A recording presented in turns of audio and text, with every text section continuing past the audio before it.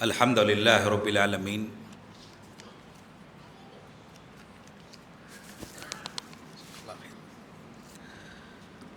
والصلاة والسلام علی اشرف الانبیاء و امام المرسلین نبینا محمد وعلی آلہ وصحبہ ومن سن بسنتہ الی یوم الدین، اما بعد۔ معزز علماء کرام، برادران اسلام، خواتین ملت، اللہ کا شکر ہے کہ آج ہم ابنائے جامعہ محمدیہ منصورہ کی جانب سے منعقد کردہ اس ورکشاپ میں شریک ہیں۔ یہ محض اللہ کا فضل ہے، اس کی توفیق ہے اور اس کی عنایتیں ہیں، جس کی وجہ سے یہ کام ممکن ہو پایا ہے۔ اور ساتھ میں آپ جانتے ہیں کہ الحمدللہ ابنائے جامعہ محمدیہ نے اس مجلس کو سجانے کے لیے اور اس کو منعقد کرنے کے لیے کافی کوششیں کی ہیں۔ اللہ سے دعا ہے کہ اللہ تعالیٰ ان کی ان کوششوں کو قبول فرمائے اور مزید اللہ تعالیٰ ان سے دینی خدمت لیتا رہے اور اللہ تعالیٰ معاشرے کے لیے ان کو مفید اور نافع بناتا رہے۔ اور یہاں یہ بات بھی میں ذکر کرنا چاہتا ہوں کہ الحمدللہ اس مجلس کو منعقد کرنے میں جامعہ محمدیہ منصورہ بنگلور کے ذمہ داروں کا بڑا تعاون رہا ہے۔ اور ہونی تو یہ مجلس جامعہ کی مسجد میں تھی، لیکن چند ناگزیر وجوہات کی بنا پر آخری وقت میں جگہ تبدیل کرنی پڑی۔ بہرحال اللہ سے دعا ہے کہ اللہ تعالیٰ جامعہ محمدیہ منصورہ بنگلور کو نظر بد سے بچائے، اس کی حفاظت فرمائے، اللہ تعالیٰ اس کو دین کا مضبوط قلعہ بنائے اور تا قیامت اللہ تعالیٰ اس ادارے کو قائم اور دائم رکھے، آمین۔ برادران اسلام، زکوٰۃ کے سلسلے میں ظہر بعد سے اب تک آپ مسائل کو سنتے آئے ہیں۔ کچھ مسائل باقی رہ گئے ہیں جو میرے ذمے ہیں۔ میں انہی مسائل کے تعلق سے مختصر انداز میں آپ کے سامنے کچھ باتیں رکھنے کی کوشش کروں گا۔ جو اموال یا جن اموال میں زکوٰۃ واجب ہوتی ہے اور جہاں زکوٰۃ خرچ کی جاتی ہے، تفصیل سے آپ نے ظہر بعد سے اب تک سماعت فرمایا ہے۔ جہاں زکوٰۃ خرچ کی جاتی ہے 8 مصارف ہیں۔ 4 مصارف کی طرف فضیلت الشیخ طارق سوداگر مدنی حفظہ اللہ نے اشارہ کیا اور 4 مصارف کے بارے میں فضیلت الشیخ حافظ عبدالعظیم عمری مدنی حفظہ اللہ نے بیان کیا۔ اس کے بعد زکوٰۃ کے جو جدید مسائل پیش آ سکتے ہیں ان کی طرف فضیلت الشیخ عبدالحسیب عمری مدنی حفظہ اللہ نے اشارہ کیا۔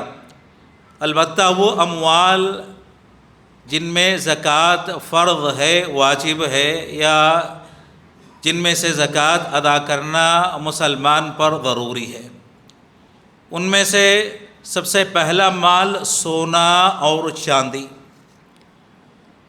اس کے تعلق سے تفصیلی گفتگو آپ نے فضیلت الشیخ امین الرحمن عمری مدنی حفظہ اللہ سے سنی۔ اور سونا اور چاندی پر قیاس کیا جاتا ہے کیش کو۔ کسی انسان کے پاس سونا ہے یا چاندی ہے اور اس کے پاس سونے کے نصاب کے برابر یا چاندی کے نصاب کے برابر کیش پایا جاتا ہے تو اس پر بھی زکوٰۃ واجب ہے۔ تفصیلی گفتگو آپ نے سماعت فرمائی۔ اور دوسری چیز ہے مویشی جانور جو انسان پالتا ہے، چراگاہ میں جو چرتے ہیں، ان کے تعلق سے مختصر سی گفتگو آپ نے فضیلت الشیخ طارق سوداگر مدنی حفظہ اللہ سے سماعت فرمائی۔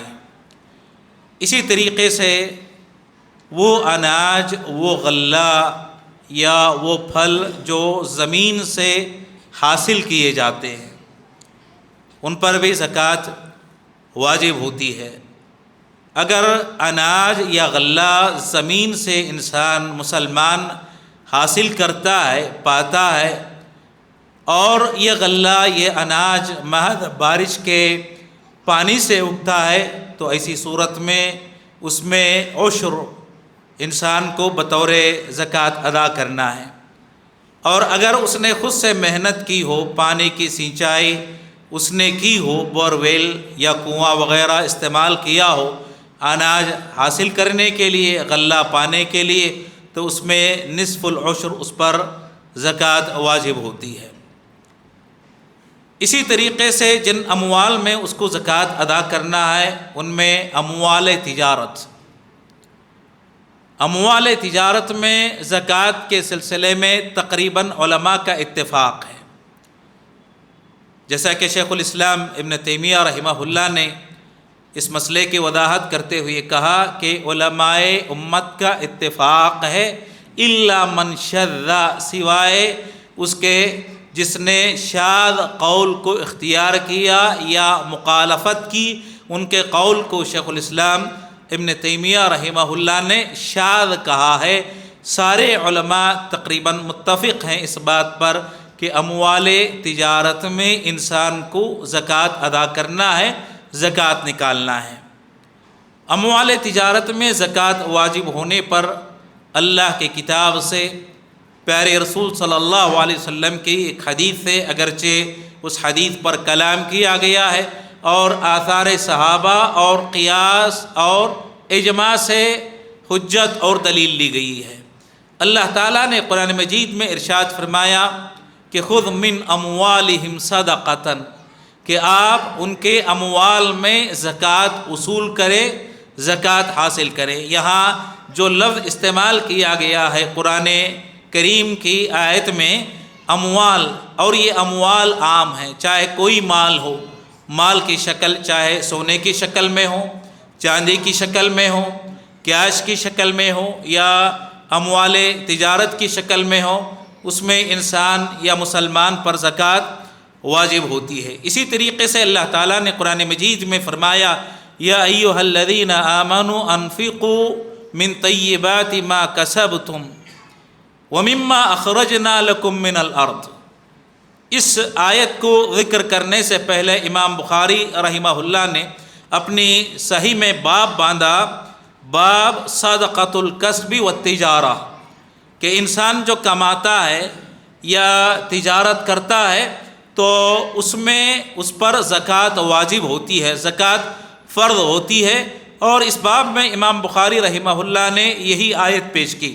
شیخ الاسلام ابن تیمیہ رحمہ اللہ اس آیت سے استدلال یا وجہ استدلال بیان کرتے ہوئے فرماتے ہیں کہ مہاجرین عموماً تاجر تھے اور انصار عموماً زراعت پیشہ افراد تھے، تو اللہ تعالیٰ نے اس آیت میں دونوں کا تذکرہ فرمایا اور کہا کہ جو کچھ تم کماتے ہو، یہاں تجارت کی زکوٰۃ کے وجوب کی طرف اشارہ کیا گیا ہے، اور اسی طریقے سے جو کچھ تم زمین سے اناج یا غلہ حاصل کرتے ہو، تو یہاں زراعت پیشہ افراد جو اناج یا غلہ حاصل کرتے ہیں زمین سے، اس کے زکوٰۃ کے وجوب کی طرف اشارہ کیا گیا ہے۔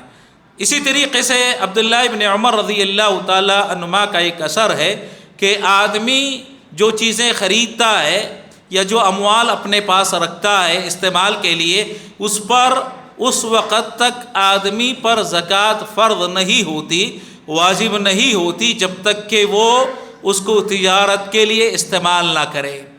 تو گویا کہ جو اموال بغرض تجارت خریدتا ہے، جس کو راس المال کہتے ہیں، کہ جس مال کی وہ تجارت کرتا ہے اس میں اس کو 1 سال گزرنے کے بعد زکوٰۃ ادا کرنی ہے۔ کتنی؟ 2.5%۔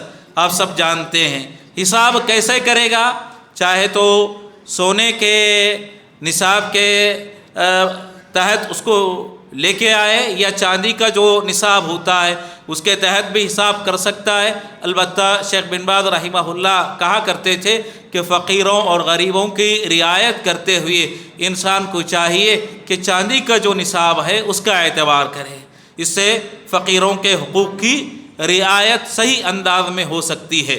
تو شیخ بن باز کے قول کے مطابق چاندی کا جو نصاب ہے، اور چاندی کا نصاب آپ کے سامنے بیان کیا گیا کہ 590 پر 5 گرام چاندی اگر کسی کے پاس ہے تو اس میں زکوٰۃ واجب ہوتی ہے۔ اس کے مقدار میں اگر اس کے پاس مال تجارت پایا جاتا ہے تو ایسی صورت میں مسلمان پر زکوٰۃ واجب ہوتی ہے، فرض ہوتی ہے۔ 1 سال گزرنے کے بعد وہ اپنی زکوٰۃ ادا کرے گا۔ یہاں یہ چیز بھی بیان کرنی ضروری ہے اموال تجارت کے تعلق سے کہ انسان کے پاس ایک تو تجارت کا اصل مال ہوتا ہے جو سال ٹو سال وہ حساب کرتا ہے، اور 1 سال گزرنے کے بعد جس میں وہ زکوٰۃ ادا کرتا ہے۔ البتہ جو منافع انسان اپنی تجارت سے حاصل کرتا ہے، بہت سارے مسلمان غلط فہمی کا شکار ہوتے ہیں کہ شاید منافع پر بھی 1 سال گزرنا ضروری ہے۔ منافع پر زکوٰۃ ادا کرنے کے لیے 1 سال گزرنا ضروری نہیں ہے، بلکہ جو مال سامان تجارت اس کے پاس پائے جاتا ہے اس پر 1 سال اگر گزر گیا ہے تو منافع اصل کے تابع ہوتا ہے۔ جب وہ اصل مال میں زکوٰۃ ادا کرے گا، زکوٰۃ نکالے گا، تو منافع کا اصل مال کے ساتھ حساب کر کے وہ زکوٰۃ ادا کر دے گا، زکوٰۃ کی ادائیگی کا اہتمام کر لے گا۔ یہاں حولان حول کی 1 سال گزرنے کی شرط علماء کرام نہیں لگاتے ہیں، جیسے زمین کے اناج میں حولان حول کی شرط نہیں لگائی جاتی۔ جیسے زمین سے وہ اناج حاصل کرتا ہے، اگر سال میں 2 مرتبہ وہ غلہ یا اناج حاصل کرتا ہے تو اس کو 2 مرتبہ زکوٰۃ ادا کرنا ہے۔ تو وہی چیز منافع پر صادق آتی ہے اموال تجارت میں۔ البتہ تجارت میں جو چیزیں وہ استعمال کرتا ہے، جیسے آفس کرائے پہ لے لیا یا آفس بنا لیا تو اس پہ زکوٰۃ واجب نہیں ہے۔ اگر گاڑیوں کا استعمال کرتا ہے تو اس پہ زکوٰۃ واجب نہیں ہے۔ اس کے آفس میں بہت سارے سامان استعمال کے رکھے ہوتے ہیں تو ان پر زکوٰۃ واجب نہیں ہوتی ہے۔ سامان تجارت پر جس سے وہ تجارت کرتا ہے اسی پر زکوٰۃ واجب ہوتی ہے۔ البتہ جو مال اپنے آفس میں بطور استعمال کے وہ چیزیں رکھتا ہے اس پہ زکوٰۃ واجب نہیں ہوتی ہے۔ تو یہ کچھ مسائل تھے جو باقی رہ گئے تھے، اور ایک اور مسئلہ جو باقی رہ گیا ہے کہ اگر کوئی مسلمان اپنے مال کی تجارت، اپنے مال کی زکوٰۃ ادا نہ کرے، زکوٰۃ نہ نکالے، تو اس کے لیے کیا سزا شریعت مقرر کرتی ہے؟ آپ جانتے ہیں کہ اگر اپنے مال کو پاک کرنا ہے، اپنے نفس کو پاک کرنا ہے، تو مسلمان کو چاہیے کہ اپنے مال میں سے زکوٰۃ ادا کرے، اس کا اہتمام کرے۔ یہ اللہ تعالیٰ کا حکم ہے، یہ ایک عبادت ہے۔ مسلمان بسا اوقات تغافل کا شکار ہو جاتے ہیں، کہاں خرچ کرنا ہے بسا اوقات اس کی صحیح طور پر چھان بین نہیں کرتے، اور کتنا زکوٰۃ ادا کرنا ہے، کن اموال میں نکالنا ہے، اس کی طرف بھی توجہ مسلمان بسا اوقات نہیں دیتے۔ مسلمانوں کو چاہیے کہ اللہ کی یہ عبادت صحیح انداز میں ادا کرنے کی کوشش کریں۔ اگر کوئی مسلمان اپنے مال کی تجارت زکوٰۃ ادا نہیں کرتا تو اس کے لیے بڑی سخت وعید اللہ تعالیٰ نے سنائی ہے قرآن مجید میں۔ قرآن مجید کی آیت کریمہ ہے یوم یحمى علیہا فی نار جہنم فتکوی بہا جباہہم وجنوبہم وظہورہم ھذا ما کنزتم، کہ قیامت کے دن سونے اور چاندی اور وہ اموال جس میں اس نے اپنی زکوٰۃ ادا نہیں کی تھی، جہنم کی آگ میں گرمایا جائے گا، جہنم کی آگ میں گرمایا جائے گا۔ یہی مال جو اپنے لیے، اپنے فائدے کے لیے دنیا میں جمع کر کے اکٹھی کر کے رکھا ہے، اس مال کو وسیلہ بنایا جائے گا، ذریعہ بنایا جائے گا قیامت میں عذاب دیے جانے کے لیے، اور عذاب میں مبتلا کیا جائے گا، داغا جائے گا اس کے جسم کو۔ اللہ تعالیٰ نے ذکر کیا کہ پیٹھ کو داغا جائے گا، اور اس کے بازو کو داغا جائے گا، اس کی پیشانی کو داغا جائے گا، اور اس سے کہا جائے گا یہی تو وہ مال ہے جس کو تو نے اپنے لیے دنیا میں جمع کیا تھا، اکٹھی کیا تھا۔ کتنی سخت وعید ہے، آپ اندازہ لگا سکتے ہیں کہ اللہ تعالیٰ اس مال کو جو انسان اپنے لیے محفوظ پناہ گاہ تصور کرتا ہے، دنیا میں اگر اس نے اس میں سے زکوٰۃ ادا نہیں کی ہے، زکوٰۃ نہیں دی ہے، تو اسی مال کو عذاب کے لیے کل قیامت کے دن وسیلہ بنایا جائے گا، ذریعہ بنایا جائے گا۔ اور پیارے رسول صلی اللہ علیہ وسلم کی حدیث ہے، آپ صلی اللہ علیہ وسلم نے ارشاد فرمایا کہ اگر کوئی مسلمان اپنے مال میں زکوٰۃ ادا نہیں کرتا، زکوٰۃ نہیں دیتا، تو اس کے مال کو اللہ تعالیٰ کل قیامت کے دن ایک سانپ کی شکل دے دے گا، جس کے گنجا سانپ کی شکل دے دیا جائے گا، اور اس کے آنکھوں کے اوپر 2 سیاہ نشان ہوں گے۔ یہ زہریلے سانپ کے اور خطرناکی کی علامت ہوتی ہے۔ اس کے بعد اس کے حلق میں، اس کے گلے میں یہ سانپ بطور طوق کے ڈال دیا جائے گا، اس کے ذریعے عذاب دیا جائے گا۔ وہ سانپ اس سے خطاب کرتے ہوئے کہے گا کہ میں تیرا خزانہ ہوں، میں تیرا مال ہوں جس کو تو نے جمع کیا، اکٹھا کیا۔ آپ اندازہ لگائیں کتنا شدید عذاب ہے، اور بسا اوقات اس کا اثر دنیا میں بھی ظاہر ہو سکتا ہے۔ پیارے رسول صلی اللہ علیہ وسلم نے ارشاد فرمایا کہ کوئی قوم اپنے مال میں سے زکوٰۃ ادا نہیں کرتی اور زکوٰۃ ادا کرنے سے منکر ہو جاتی ہے، مکر جاتی ہے، تو پیارے رسول صلی اللہ علیہ وسلم نے فرمایا کہ اللہ تعالیٰ اس قوم سے بارش کو روک لیتا ہے، بارش اس سے روک لی جاتی ہے، اور قحط سالی کی کیفیت اس قوم پر مسلط کر دی جاتی ہے، اور اناج اور دانے کو وہ انسان ترسنے لگتا ہے۔ میرے دوستو، ہم مسلمانوں کو چاہیے کہ اللہ تعالیٰ نے جو مال ہم کو عطا کیا ہے، دیا ہے، اس مال میں سے زکوٰۃ ادا کرنے کی، زکوٰۃ نکالنے کا اہتمام کیا کریں۔ کہیں ایسا نہ ہو کہ اگر ہم نے اپنے مال میں سے زکوٰۃ ادا نہیں کیا تو یہی مال کل قیامت کے دن ہمارے لیے عذاب کا ذریعہ اور وسیلہ بن جائے گا۔